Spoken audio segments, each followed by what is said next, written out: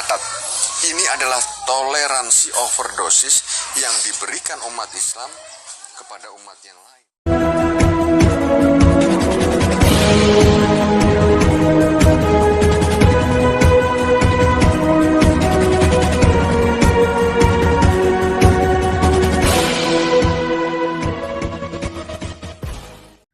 Ya, shalom bagi kita semua dimanapun kita berada pada saat ini. Kiranya kita semua tetap berada dalam keadaan sehat dan apapun yang merupakan aktivitas kita sepanjang hari ini, kiranya Tuhan Yesus memberkati. Dan kembali berjumpa lagi di channel kita ini, yaitu Zemayan Yasin. Terima kasih buat teman-teman yang sudah mendukung channel ini dengan setia, dan kiranya kita tetap menggunakan channel ini untuk menjadi berkat bagi semua orang. Teman-teman, pada video kali ini saya akan menanggapi satu dialog yang merupakan juga wawancara dari seorang ustadz, yang dimana ustadz ini merupakan seorang mualaf. Dulu dia adalah seorang pendeta, setelah itu dia meninggalkan kekristenan dan dia menjadi seorang muslim. Nah teman-teman, ketika dia sudah menjadi seorang mualaf, kerjanya hampir setiap hari mengkritik tentang kekristenan.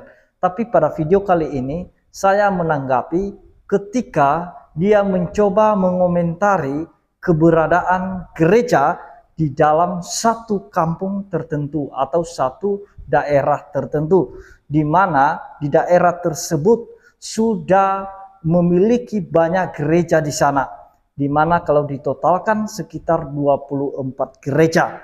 Nah, di dalam wawancaranya, dialognya kepada orang kampung asli situ, seolah-olah dia menghasut supaya mereka itu bisa membenci kekristenan. Nah, teman-teman, sebelumnya mari kita simak videonya yang berikut ini. Kalau gereja-gereja ini ada mulai kapan sih? Mulai Pak Ahmad lahir udah ada ya? Udah ada Sebanyak ini? sebanyak ini. Memang sudah mulai lahir sudah banyak? Udah banyak. Kalau yang gereja-gereja yang gede itu baru atau Itu baru yang kerja kerasulan baru? perasaan baru, orang persakat baru. Kalau yang baru di nggak gini. Maaf, Pak Ahmad sekarang umur berapa? Umur 48. Seingat Pak Ahmad, mulai Pak Ahmad lahir itu yang gereja baru berapa sih ini? 3. 3 ya? 3. Nah, jadi saudara, kurun waktu 48 tahun itu, atau mungkin di atasnya itu udah ada gereja, 3 gereja. Ya. Coba diingat lagi, bener 3? Benar. Jadi yang lama-lama, rata-rata semua lama. Lama. Kalau di total kira-kira berapa sih Pak Ahmad gerejanya antara Sindang Jaya sama tadi mana? Ada di Ciranjang Sini aja tadi saya hitung ya. ada Ada 12. 12. Di sini 10. 12 ada. Yang di sana 12. 12. Sekitar 24 berarti ya. Iya. Itu yang mungkin kelihatan itu ya. Kelihatan ya. Yang nggak kelihatan ya mungkin bisa lebih. Jauh lebih. Bisa lebih. Ada rumah yang dibuat gereja ada. Oh, belum termasuk gereja rumahnya, saudara. Belum termasuk gereja rumahnya. Terus pemurtatan ini, apakah tidak ada yang menegur? Gak ada. Anjengan di sini, Gak ada. kiai di sini, Gak ada. ustadz di sini. Gak ada. Saudara catat ya. Ini adalah toleransi overdosis. Ya, catat. Ini adalah toleransi overdosis yang diberikan umat Islam kepada umat yang lain. Nah, itu videonya teman-teman, saya ngambilnya singkat saja. Nah, jadi di dalam satu daerah itu ada sekitar 24 gereja katanya. Tapi itu pun yang kelihatan, ada yang tidak kelihatan. Yang tidak kelihatan itu yang artinya ada yang beribadah di rumah-rumah. Nah, teman-teman, saya menanggapi apa yang dia komentari mengenai hal itu. Nah, Agustan ini seolah-olah dia membawa pemikiran orang-orang kampung di situ, khususnya juga penonton channel mereka itu, membawa pemikiran para penontonnya, para pendengarnya untuk bisa membenci, untuk bisa sentimen terhadap kekristenan ini. Nah, sehingga pandangan orang nanti terhadap kekristenan jadi buruk. Kenapa? Karena ada kata pemurtadan itu yang dibawa-bawa oleh Ustadz Agustan ini. Jadi seolah-olah orang Kristen itu melakukan pemurtadan secara paksa. Itu yang membuat pemikiran orang menjadi negatif terhadap Kristen. Dan kemudian banyak di antara mereka yang mengatakan bahwa Kristen itu modalnya pakai sembako untuk menarik agama lain atau umat lain untuk bisa menjadi Kristen, untuk masuk Kristen. Jadi ini yang mau saya tanggapi. Saya mau katakan pada saat ini kepada teman-teman, khususnya saudara kita yang Muslim. Orang Kristen itu tidak pernah memaksa agama lain untuk masuk agama Kristen. Tidak pernah ada paksaan. Apa yang dilakukan oleh orang-orang percaya, orang-orang Kristen, khususnya hamba-hamba Tuhan, apa yang mereka lakukan? Yaitu amanat agung. Dan amanat agung itu bukanlah pemaksaan, melainkan di mana seseorang menyaksikan bagaimana Yesus Kristus itu berkorban bagi manusia, bagaimana Yesus itu menggantikan manusia dari hukuman dosa. Itulah Injil itu, itulah kabar baik itu yang perlu disampaikan kepada semua orang. Dan tidak ada paksaan di situ. Ketika orang mendengarkan Injil, itu hak dia memilih atau tidak memilih. Apakah dia mau masuk Kristen setelah mendengarkan Injil atau bagaimana? Jadi menyampaikan kebenaran itu di mana-mana setiap umat itu hal yang wajar dalam setiap agama masing-masing. Kalau saudara kita Muslim ya berdakwah, menyampaikan firman. Nah, menyampaikan isi Al-Quran. Demikian orang Kristen menyampaikan kebenaran firman Tuhan, menyampaikan Injil kabar baik itu. Nah, jadi tidak ada yang mau ditarik-tarik untuk masuk agama Kristen secara paksa. Makanya ketika Ustadz Agustan ini membawa kata murtad, nah ini merupakan sesuatu hal yang negatif di dalam pemikiran banyak orang. Nah, pemurtadan. Orang Kristen tidak pernah memaksa untuk agama lain bisa masuk Kristen. Nggak pernah. Nah, itu yang perlu kita ketahui. Supaya jangan sampai saudara-saudara kita yang Muslim ini termakan atau terhasut oleh hasutan Agustan ini. Ini menimbulkan sentimen antara umat beragama jadinya. Jadi waspada dan hati-hati apa yang disampaikan oleh Agustan. Nah, kalau misalnya pun di situ ada 24 gereja, mesti ditelusuri dulu. Apakah ada pemaksaan pemurtadan di situ? Apakah orang Kristen di situ memaksa umat lain untuk masuk Kristen? Atau bagaimana? Jangan termakan dengan dialog mereka. Mesti harus ada bukti dan ada fakta.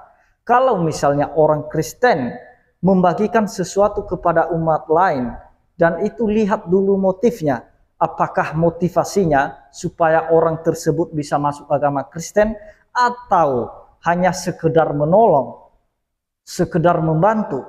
Jadi orang Kristen itu tidak memandang bulu siapa yang susah. Nah, entah agama siapa dia, umat siapa dia. Kalau susah, kalau perlu ditolong, ditolong.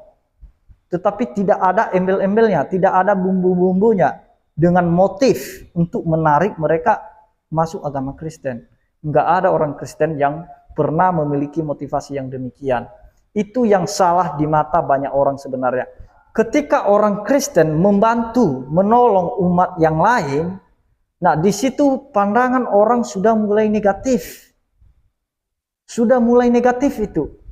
Oh, orang Kristen itu memberikan sembako, menolong ini, ada tujuannya, ada maksudnya. Nah, selalu ada asumsi-asumsi begitu. Nah, kenapa ada asumsi-asumsi yang demikian? Nah, karena ini tadi, ada orang-orang tertentu yang menyampaikan hal yang buruk mengenai kekristenan, seperti Ustadz Agustan ini. Dan kalau di video saya beberapa bulan yang lalu itu saya pernah menanggapi mengenai hinaan penistaan Agustan ini terhadap kekristenan. Nah, jadi sampai sekarang tidak ada yang melaporkan dia. Mudah-mudahan saja dia bisa baik-baik saja, diberkati Tuhan. Nah, jangan karena dia sakit hati dari Kristen, pindah ke agama lain, lalu dia melampiaskan dendamnya kembali terhadap atau kepada orang Kristen. Nah, itu yang perlu kita waspadai kepada mereka yang mualaf ini. Karena kita perlu ketahui latar belakang mualaf itu. Apakah dia mualaf karena memang benar-benar dia mendapatkan hidayah, atau dia mualaf karena memang dia punya masalah di keyakinannya yang lama. Nah, perlu dicek itu, perlu diketahui itu. Kalau misalnya pun udah banyak gereja di situ, sudah sekitar 24, jadi menurut saya itu tidak masalah. Selagi hubungan antara umat beragama di kampung itu, di daerah itu, di desa itu baik-baik saja, selagi baik-baik saja menurut saya itu nggak masalah. Nah, justru bermasalah nanti ketika Ustadz Agustan ini datang ke kampung itu dengan tujuan, dengan motivasi menanamkan satu hasutan, satu kebencian di antara mereka. Nah, jadinya kan kedatangannya di situ kan membuat kacau. Yang tadinya udah baik-baik hubungan antara umat beragama di satu kampung itu, tiba-tiba datang Agustan mengacaukan hubungan itu, toleransi itu. Nah, dia katakan tadi ini kan toleransi yang overdosis. Nah, mulai dari situ kan kita bisa nilai maksud dan tujuan Agustan ini. Nah, tidak ada yang namanya toleransi yang overdosis. Jadi ini dia teman-teman ya, supaya saudara-saudara kita muslim ini bisa memahami, mengerti ya tujuan kita sebagai umat beragama. Supaya kita bisa saling menghargai. Nah, di mana-mana juga kalau misalnya masjid itu dibangun mungkin berdampingan dengan gereja, itu tidak pernah jadi masalah selagi hubungan antara umat itu baik-baik saja. Nah, ada di beberapa daerah tertentu hubungan antara gereja dengan antara masjid itu baik-baik saja, nggak ada permasalahan. Mereka menjaga toleransi. Ini yang menimbulkan masalah ketika datang satu oknum yang mengacaukan ini, seperti contohnya Agustan ini. Jadi ini dia teman-teman ya. Jadi kata pemurtadan inilah yang membuat banyak asumsi-asumsi negatif di dalam pemikiran banyak orang terhadap kekristenan ya, khususnya umat-umat yang lain. Marilah kita ini berada di tanah air Indonesia, di mana di dalamnya banyak agama, banyak budaya, dan banyak sukunya. Nah, jadi kita tidak bisa pungkirin itu, pasti kita hidup saling berdampingan. Tapi hati-hati dan waspada kepada oknum-oknum yang membawa kebencian, yang kedatangannya membawa satu hasutan.